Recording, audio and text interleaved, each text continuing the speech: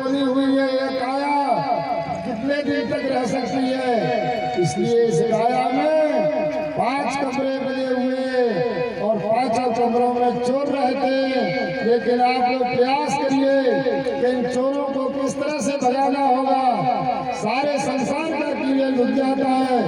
भयंकर गर्मी पड़ रही हो तो लंबी यात्रा करके पसीना आपका आएगा, लथपथ हो रहा है, धूल मिट्टी पूरे शरीर में लगी हो, लेकिन गंगा मैया जैसे ही गोता मारी की गर्मी का सारा भार दूर हो जाता है।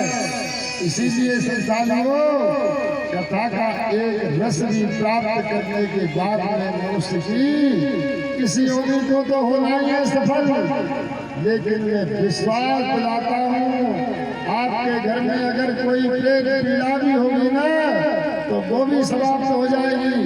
सारे संसार में धुंधकारी जी भागवत की महिमा गा ही रहे थे। कितने में एक दिव्य आलोकी विमान आकाश मंडल से प्रकट हुआ और विमान से भगवान के दिव्य पार्षद नीचे उतरकर धुंधकारी को भगवत धाम में ले जाने लाए। तो धुंधकारी सबको प्रणाम करके और विमान में बैठ गया। गौकट जी ने भगवत पार्षद से पूछा, अरे ये बताओ, ये भागवत तो मैंने सबको सुनाया, लेकिन धुंधकारी कोई कैसे विमान मिला? ये मेरे पूरे गांव वासी लोग बैठे हुए, इनको विमान कैसे नहीं मिला? ये हजारों श्रोताओं ने बराबर कथामृत पान किया है, तो आपने सबके लिए विमान प्रकट तो नहीं किया। एक ही विमान क्यों लाए? भगवान के पास सुनने का भैया गौकर्ण,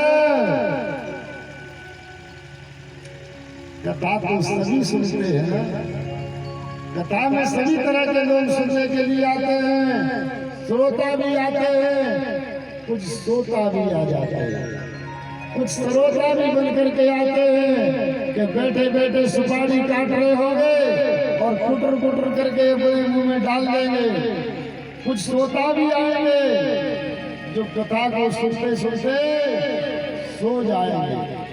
कुछ लोग प्रति भी आते हैं, व्यास जी अच्छे हैं, व्यास जी बुरे हैं, व्यास जी बुढ़े हैं, व्यास जी कथा ऐसे कहते हैं। इस तरह से कई लोग आते हैं, लेकिन भरोसा देते हैं जो श्रोता होते हैं ना, उनका जीवन में भागवत की कथा सुनने के बाद उद्धार हो जाता है। कथा तो सभी ने सुनी, परंतु मनन पूर्वक जो कथा पर पान करना चाहिए।